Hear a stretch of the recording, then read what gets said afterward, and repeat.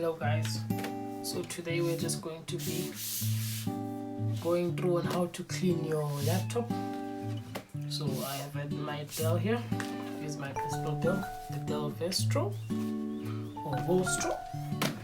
So what do you need? You need a toolbox like this one, or you could also have a toolbox like this one.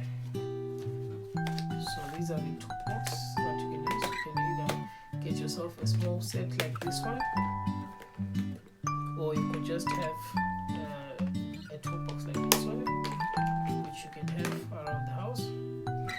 I'll be using this one. The same, this one can also help you.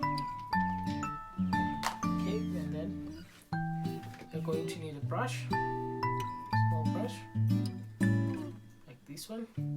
And then you're going to need some benzene. This is what you're going to need. So this is the cloth, this is benzene. First of all, we're going to